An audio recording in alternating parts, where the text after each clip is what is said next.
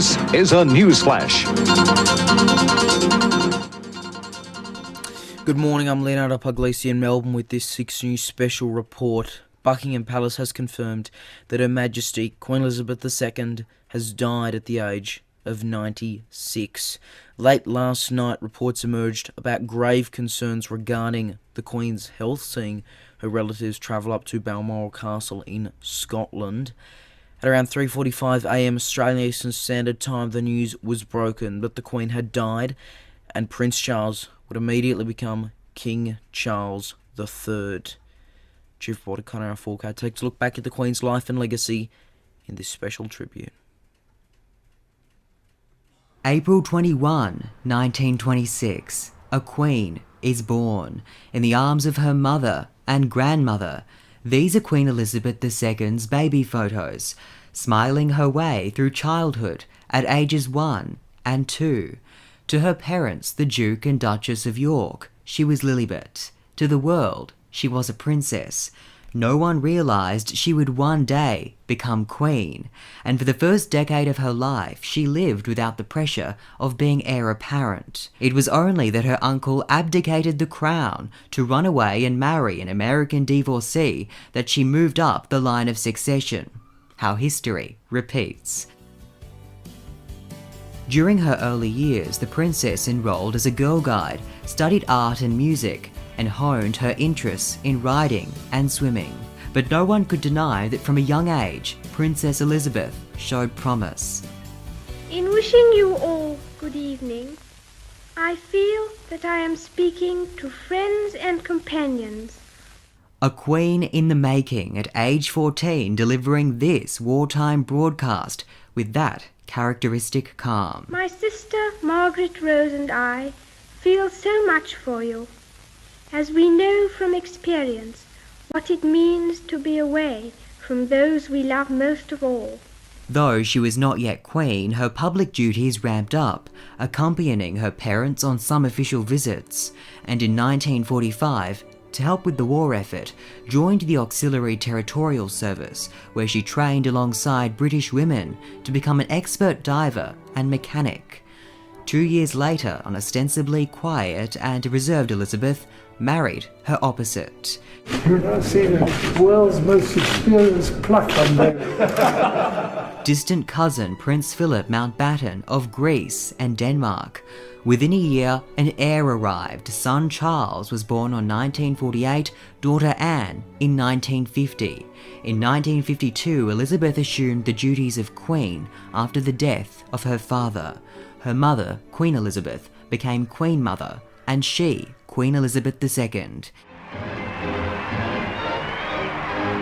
June of 1953, 27-year-old Princess Elizabeth was officially coronated, the ceremony televised for the first time.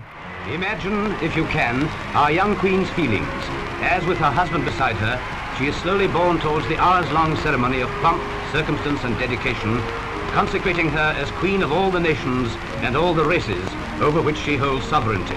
Elizabeth went on to have 2 more children, sons Andrew and Edward, in the 1960s. In 1969, she officially made Charles her successor by granting him the title of Prince of Wales. Now poised to be king, Charles has big shoes to fill. Ever the respected and dutiful royal, the Queen's record is largely blemish-free and is credited with modernising the monarchy. In the best of times, every year we herald the coming of Christmas, and the worst of times, a time of disruption in the life of our country, a disruption that has brought grief to some, financial difficulties to many, and enormous changes to the daily lives of us all. The Queen cut through as a calm and reassuring voice, but beneath the composure and stoicism her role demanded, We have seen throughout Britain and around the world an overwhelming expression of sadness at Diana's death. the Queen gave us some glimpses of her personality. Horses and corgis held a special place in her heart. So too Australia, which she visited 16 times during her reign. It has been a difficult year for this country in many ways. She'd been the target of several assassination attempts, including one in Australia back in 1970 while travelling by train from Sydney to Orange. A log is believed to have been placed on the tracks, but the brakes were applied with just moments to spare. Queen Elizabeth II is the longest reigning monarch in British history. Very nice to see you. Thank you.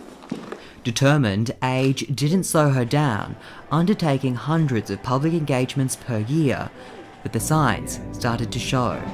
She has ties to over 600 organisations and charities, recently farewelling her husband of 73 years. To commit into the hands of God the soul of his servant Prince Philip, Duke of Edinburgh.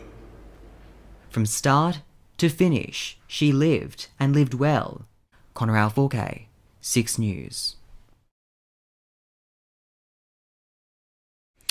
Connor Alforque reporting there. Look, we're getting more reaction continuing to come in as it happens. We've had Parliament suspended for a week here in Australia as Anthony Albanese makes a statement. We've also had statements from many world leaders, many former world leaders as well. Boris Johnson, who was the UK Prime Minister right up until very recently, has said some things. We've also had George W. Bush, Barack Obama, Donald Trump and Joe Biden release statements, as well as leaders right around the world. We're going to have more reaction coming in live in special rolling coverage right throughout the day, this morning and this afternoon and this evening here on 6 News, here on our YouTube channel. And we will, of course, cover the latest developments as they come to hand. No matter what time of day, no matter where we are, we will bring them to you. We'll leave you now with God Save the Queen. I'm Leonardo Puglisi. Thanks for watching.